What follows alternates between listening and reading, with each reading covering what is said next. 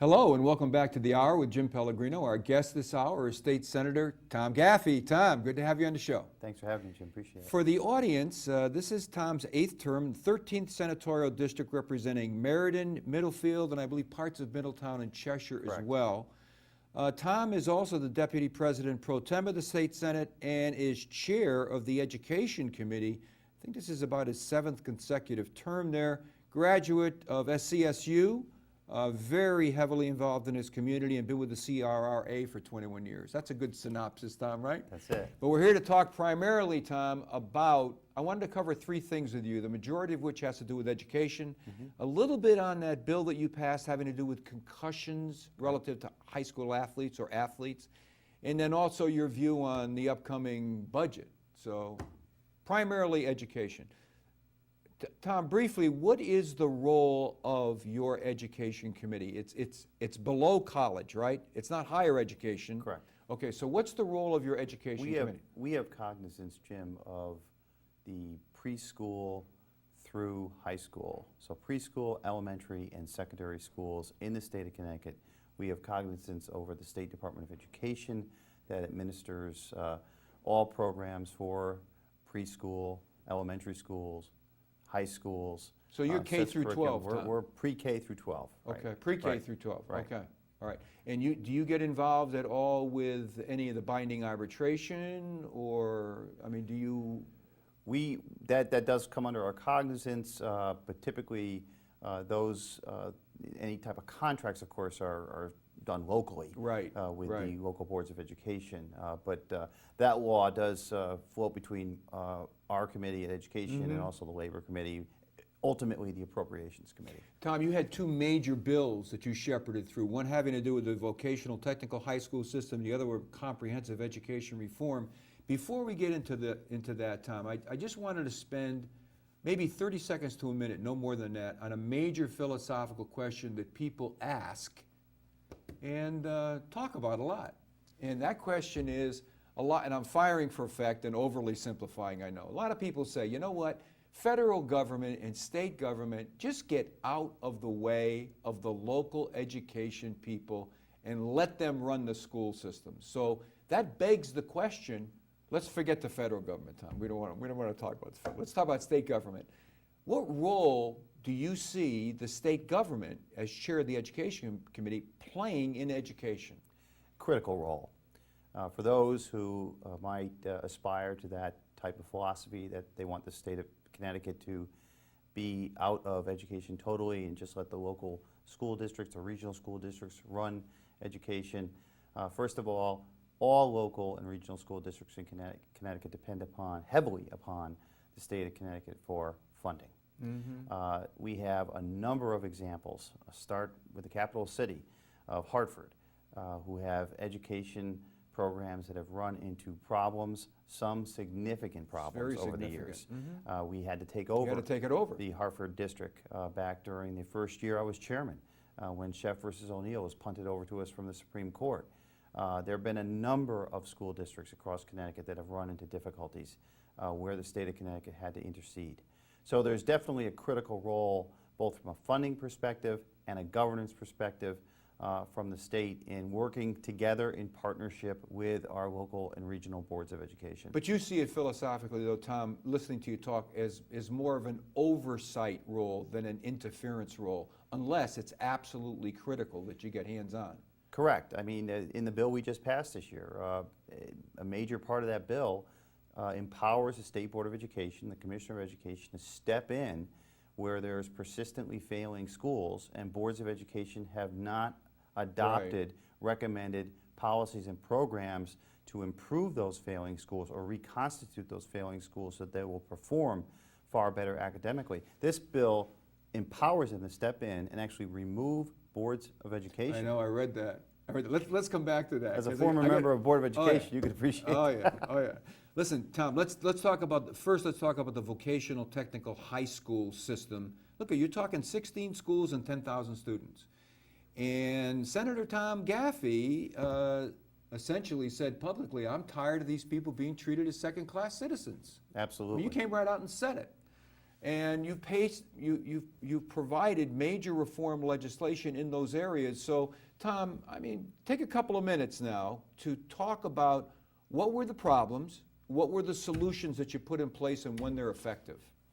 Well, for a long time now, in my view, the VOTEC schools have been treated like the unwanted stepchild at the dinner table.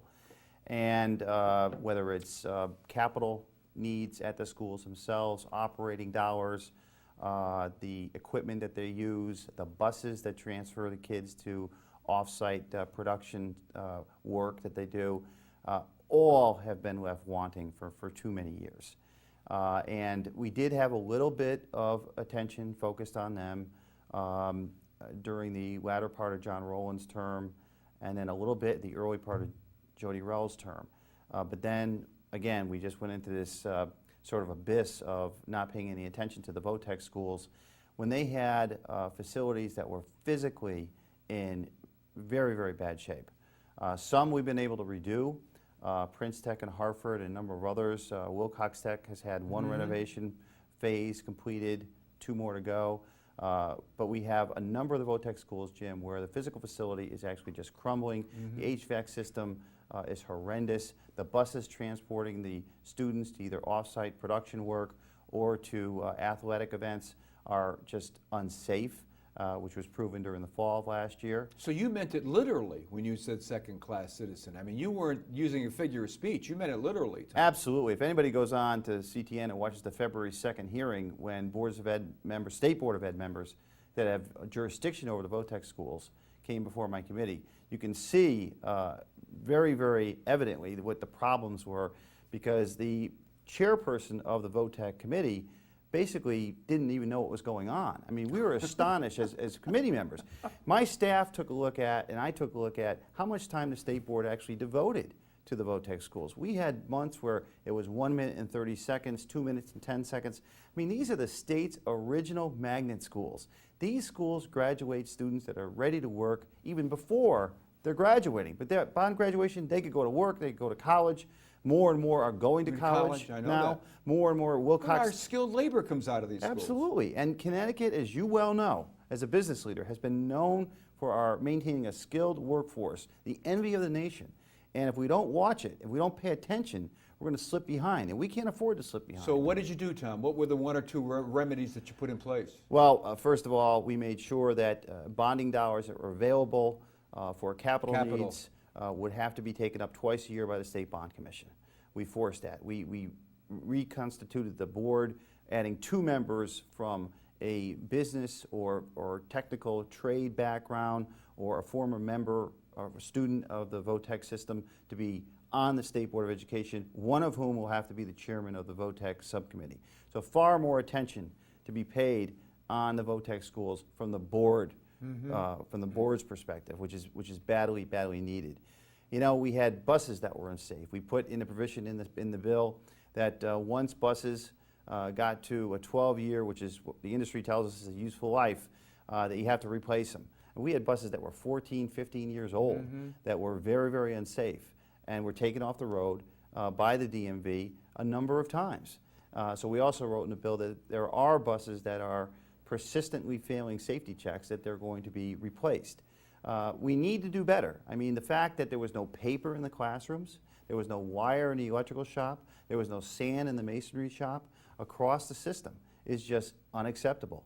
And I think this bill is going to go a long way to make sure that this system is provided with the resources that it deserves. Tom, was this, I want to wrap this up and go into your education reform. Sure. Was this a case, Tom, of where the education administration that you were talking about, where they had come to you and said, Senator Gaffey, we need more money, we need to do this, this, this, and that, we make our recommendations, and the state legislature wasn't supporting them? Or was this a case of you really provoked, is the wrong word, you were a catalyst for you and your committee getting things done? Thanks to a lot of parents and teachers and principals at the VOTEC schools, and the principals at VOTEC schools are the unsung heroes. They, chief cook and bottle washer, they do everything there.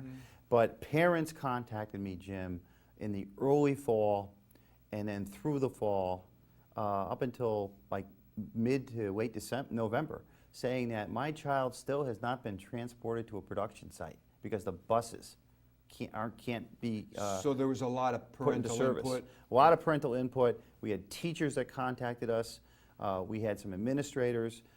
And the fact that each of these VOTEC schools didn't have their own defined budget. The system itself was just an amalgamation of numbers by the State Board of Education. So how can you have any Well, Tom, transparency or Tom, you and I accountability? know each other well enough that I know what's running through your mind, and I'll leave the administrative consequences of this up to you.